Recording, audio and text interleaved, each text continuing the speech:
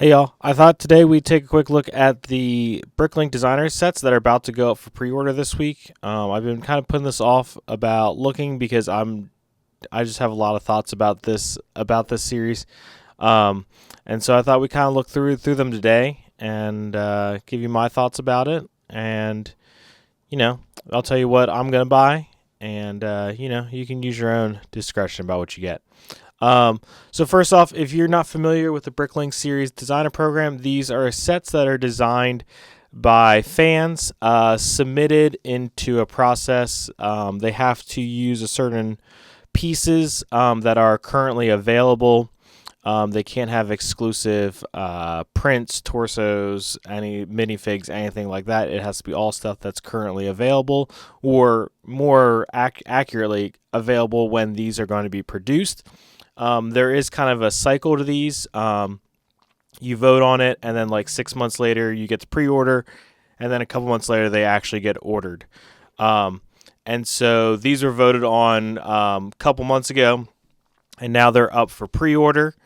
And so let's take a quick look at each of these, and I'll tell you a couple things that I think about them in general. So the first thing in general for me is that this series is a little bit of an awkward.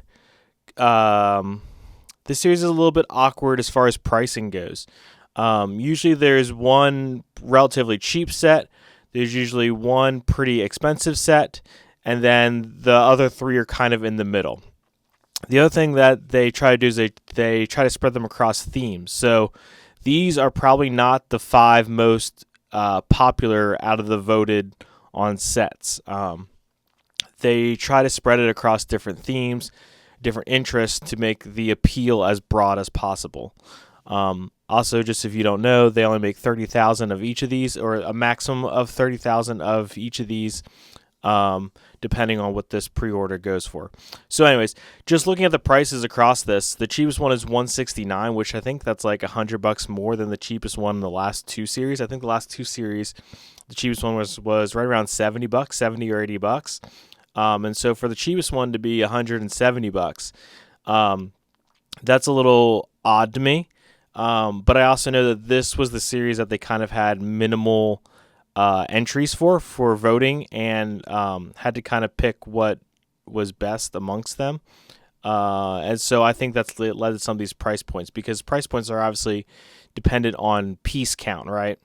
And so if there were no small sets submitted, then therefore they couldn't pick one of the small piece count ones to make it a smaller price point. And so I think that's really what we see here, is that there was probably a lot of large sets submitted, and so therefore, and these ended up being a little bit pricier. The top end of this is $280, which is right about normal for these. Usually there's one in that $280 price point. Most of the other ones kind of fall in that $200 price point or somewhere around there. And so that part is all kind of normal. But that lower one being $160 or $170 US, obviously, is a little crazy. So we're gonna go in order. This is a cool little set, the Merchant Boat. I like that it does kind of pull apart. There's a couple cool play elements here. Very cool little set. Again, I don't know if I really feel the $107 price point on it, to be honest. And not only that, this just does not fit anything that I collect. So this one's a no for me. But if someone wanted to put this on their shelf, I would not fault them at all. The other thing that they've started doing more recently in these Bricklink Designer sets, I think starting with the last series, was that they are offering stickers as well. Custom stickers. So you can see there's on the front end of this boat, there is a custom sticker there. I'm sure there's probably a couple others somewhere inside as well. But yeah, like I said, very cool looking set. Just not my shtick, you know. Okay, the next one is the top end of the price point for these. This is the Wild West train, and if I had a Wild West area in my city, I would be buying this in a heartbeat. This is a very cool set. You get a whole bunch of minifigs. lots of train cars, and as they show here, this is really good with the general store, which again I did not get, because the Wild West stuff is just not my shtick. This is still really cool. Like I am tempted by this one, but again, I'm trying to focus on things that fit in my city and aren't just going to be shelf displays or things I need to go find storage for. And so this falls into it's going to be a shelf display or storage, because it's just not my thing, right? But if this was my thing, I would be all over this. Obviously, it's not coming motorized. However, I'm sure there's probably very easy ways to motorize this, whether it's doing the normal, stick the train motor underneath the coal engine here, or the coal car. Obviously, that probably fits a hub pretty easily. I have not looked at this too deeply, but there could be a way to easily make these into drive wheels. There's a lot of, but I really like the color scheme. I like the little kind of story, the little piano with and the safe and stuff on the thing. All very cool. Again, you can see that we got not printed pieces, but stickers. And so very cool. The couple little details like cool water tank, the little the windmill. Lots of really cool parts usage in there. Very cool set overall. Like I said, just not my shtick. But I think this one's going to sell out fast. I really do. I've heard a lot of people talking about this one, and a lot of people really like this one. It's very similar to the Lone like Ranger train from years ago, and so I think this one's going to be pretty popular. Okay, Medieval Seaside Market. This is the one of two kind of castle-y sets. I don't even say castle sets. It's just straight up a castle set. Even though it's set along like the seaside, but the backside, it's a straight up castle set. I will be buying this one because I buy all the castle sets. I dream of someday doing a big castle mock. I don't know if that's ever going to come to fruition, but as with anything castle, it's always easier to buy now than to want to pick it up later, because later it will be significantly more money. So anyways, for $230, I feel like this is pretty good bang for your buck. Does it say parts counts? Yeah, 2,500 parts. I think that's a pretty good price. I think that's about what we're going for these days. I like the fact that it's kind of modular, kind of in the style of the Eldorado, the actual official Lego set, Eldorado. So it kind of comes apart, and I'm assuming you can kind of rearrange this maybe a little bit.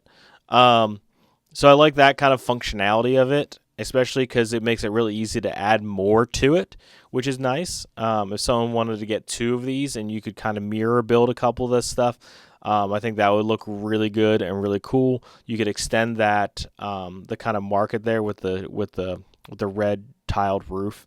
You could extend that to be double long or put an extra one on the other side. I think the two of these would be really cool. You are limited to two sets, by the way, or at least two per Bricklink user, so just keep that in mind as well. But I think there's a lot of usability here, and just really well done as far as just kind of set design. Here you can see, so this is the one, and then you can see they did it in more of a straight line configuration there. So obviously you can swap some stuff up. A lot of these figs look very similar to the ones that were in the medieval market, or whatever the latest medieval thing was that Lego released, which is fine. That's fine. I'm always for more peasant castle people, and so this kind of falls into that line. But this is like definitely one that I will be picking up.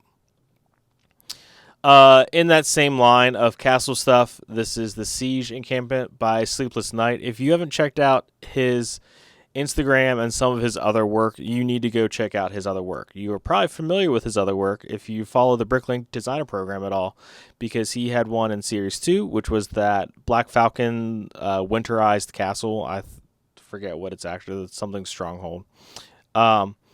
Anyways, absolutely amazing set. Probably one of my favorite builds I've done this year. He has this one. He has one coming out in the next series. He just submitted one for series 7 or 8, whatever we're up to, that he posted on his Instagram. Amazing designer. Definitely worth checking out his stuff. Again, $230 for this. I think, to me, this price point just seems a little high for a bunch of little tiny sets. But it is Castle. There is a bunch of minifigs. I think this is a cool. I wish that Lego made sets like this, because this is the type of, like, it's almost like a battle pack for your castle stuff, and I think Lego needs to be doing that. You can see here that it does fit right up with the Lion Knight's castle. With the siege tower. This is his other mountain fortress was the name I was thinking of. That was also his design. You can see it fits with that as well. So it's all in the right scale, which, as I think, has been a little bit of a problem in Lego Castle in the last couple years in their slight reboot of Castle, because I think the medieval blacksmith is a little bit off scale. But anyways, very cool. I like the little kind of elements. I think that the trebuchet does in fact work. So that's pretty cool as well. But yeah, lots of cool things in here. Again, I think it's probably a little high personally for $230, but I'm obviously going to buy it because, like I said, if I go to buy this later, it's going to be way more money, and I don't feel like that. There's also a ton of minifigs. 18 minifigs, that's a lot for a Bricklink Designer program. And so I think that definitely adds into the price a little bit. So I'll be picking up this one as well. Okay, the last one.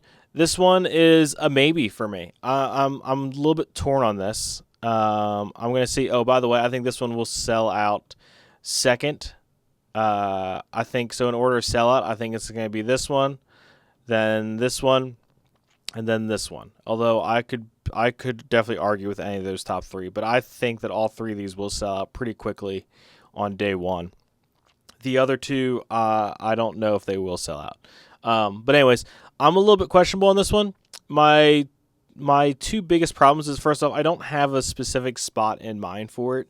I guess it could go in with my pirate stuff because it is kind of piratey, but it's not quite like the right look for pirate stuff. And so that's why I'm a little questionable about it. I also don't like that it's open back. I know that that's just like the thing if it's not like a specific modular set or whatever, I know. But I'm just not a fan. And so this is definitely like a maybe for me. There's lots of cool little details. It's a very cool set. Only 5 minifigs, is that what it is? Yeah, 5 minifigs. But this does go with the other 2. Okay, so there is actually a whole little story with these, with the windmill and the ocean house, and now the Riverside Scholar. I don't have the other 2.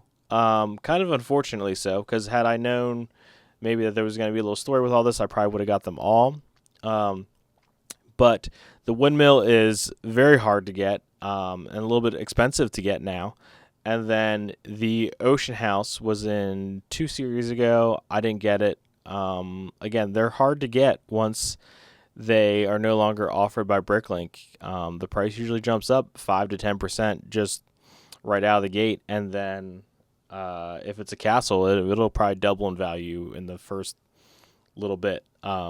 So these are definitely sets that if you like them or have any inkling of thinking that you want them at a later point, you should definitely buy it.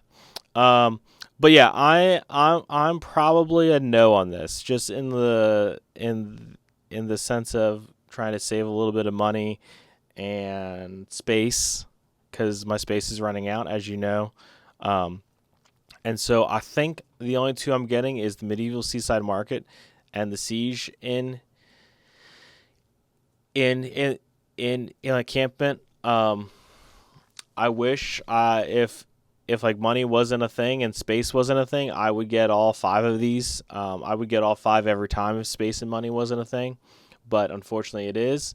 And so I think I'm just going with the Medieval Seaside Market and the Siege encampment.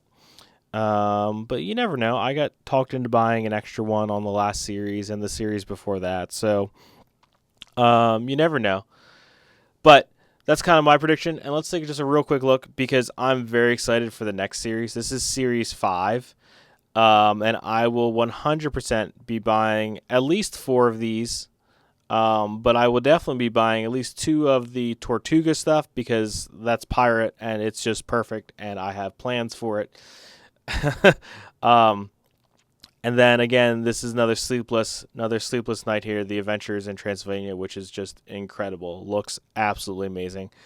And then the Mushroom House or the Mushroom Village goes with my Mushroom House. The antique store is just kind of cool, and I think it's all enclosed, so I like that. The popcorn wagon is maybe a no for me. I don't know. We'll see. We'll see when prices come out, but definitely 4 of the 5 on this one for sure. Probably 2 of the Tortuga, just because I think it's really cool. But anyway, so I'm very excited for that. And Series 6 also got voted on and is selected. And Series 7 just submitted or just closed for submission. So as you can see here, it will go to voting February 10th through the 21st. With the designs announced on March 7th. So one thing to note here about Series 4 is that these will not ship until the summer of this year. They're getting better about how close the pre-order is to the shipping date. Before it used to be like a year, but now it's just a couple months, which is kind of nice. It's getting a little bit easier. But yeah, so that's kind of my thoughts about Series 4 stuff. And this goes on sale February 4th. 8 a.m. Pacific time, which means, what's that? Is that 11? No, noon? No, 11. 11 Eastern. I know, I can do math. I'm good. So 11 Eastern time. So anyways, pretty excited, to get some of these, but honestly, these don't have a place in my city right now. So I'm not like as excited as I was for Series 2, because Series 2 I was very excited about because I had specific places for all of that stuff. Series 3, which ships next month, I bought one of each of these. I might have a place for Harbor Master, but I don't have a place for the rest of these. So again, I'm not super excited about them, although I do think they're very cool. I think they're better than the stuff that Lego's putting out, to be honest. But I don't have a place for them, so they're just gonna kind of sit around or maybe go on a shelf for a little bit. But anyways, thanks y'all for watching. Make sure you like and subscribe, and stay tuned for some more. Thanks y'all.